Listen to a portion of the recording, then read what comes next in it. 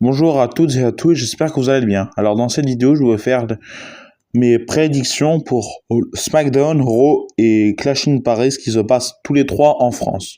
Je commence avec SmackDown. Et l'épisode de SmackDown a 3 matchs d'annoncés. Le premier match étant un match pour le titre des États-Unis défendu par Solo Sikoa contre Sami Zayn.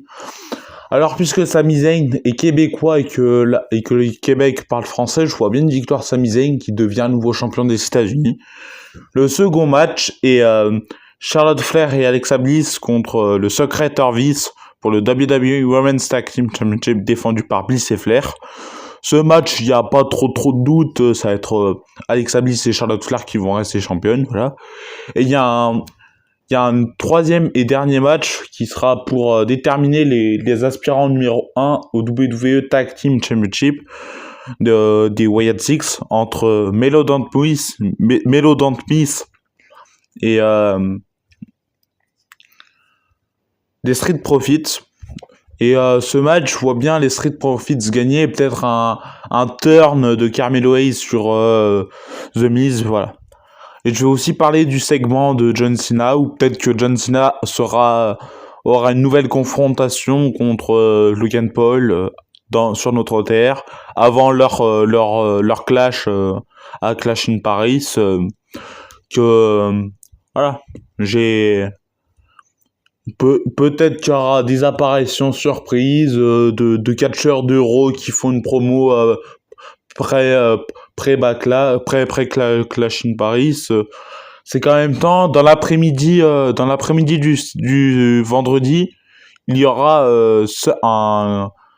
un Clash in Paris kick-off. C'est-à-dire, en fait, il y aura certains catcheurs qui viendront, qui feront des promos devant un public en plein air, voilà. Comme ce qu'ils avaient fait à Backlash en France l'année dernière, à 16h le vendredi soir, le vendredi avant SmackDown, et ben ils avaient fait un petit show où il y avait quelques catcheurs qui faisaient des promos. Il y avait AJ Styles et Cody Rhodes qui faisaient une promo pour leur match le lendemain à Backlash, voilà. Donc pourquoi? Et donc ça a pas été annoncé, mais je pense qu'il va y en avoir un. Bon, maintenant je passe à Clash in Paris. Et selon moi, Clash in Paris, le premier match, selon moi, sera John Cena versus Logan Paul. J'ai dit Roman Reigns parce que je vais l'aborder juste après. Selon moi, John Cena versus Logan Paul, il n'y a pas trop de doute, ça va être John Cena qui va gagner. Peut-être avec des interventions de Drew McIntyre et de Randy Orton, puisque Cody Rhodes ne va pas catcher à Clash in Paris. Voilà. Mais ce match, je vois bien juste après le match, je vois bien Brock Lesnar qui vient attaquer John Cena, ce que je n'aimerais pas, puisque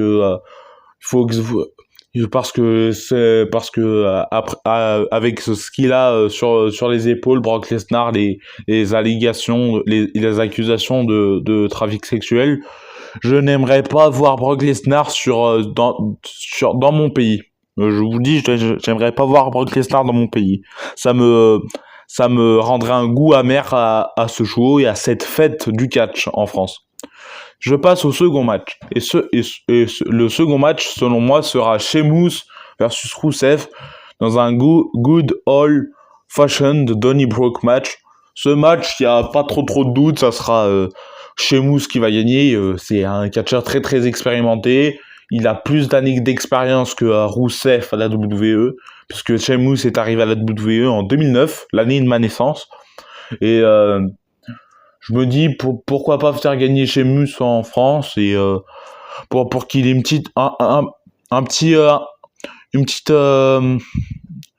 pop, puisque Sheamus c'est quand même un catcheur très apprécié en Europe et en France surtout, puisque déjà il est européen, il est né en Irlande, donc voilà. Je me dis peut-être faire gagner Sheamus, puisqu'il est irlandais, que les shows Clash, c'est majoritairement passé au Royaume-Uni, donc pourquoi pas faire gagner.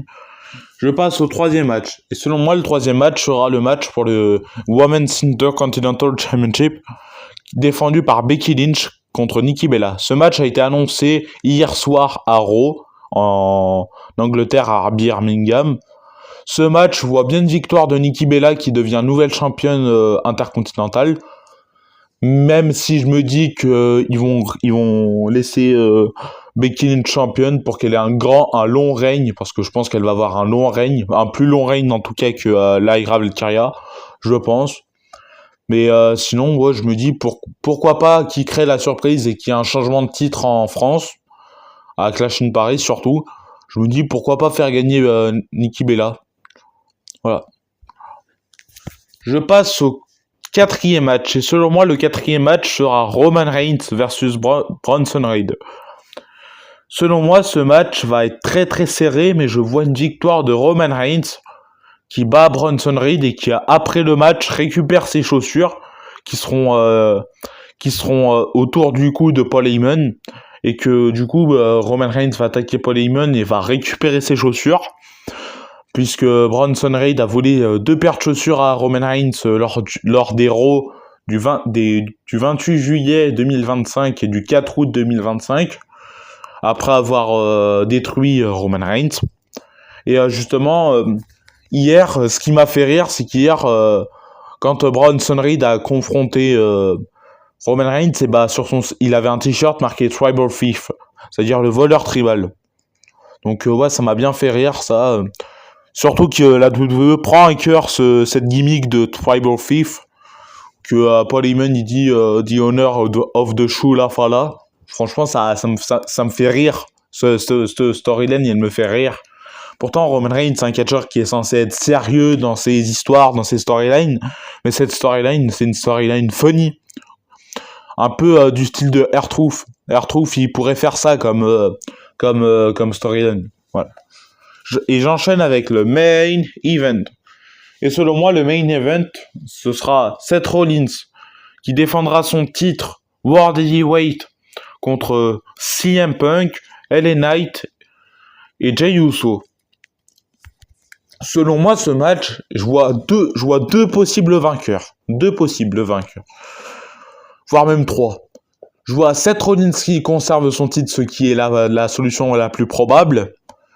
Je vois Jey Uso qui redevient champion du monde, puisqu'il a pas eu de rematch, et que lors de l'épisode de Raw d'hier soir, il a décimé LA Knight et CM Punk.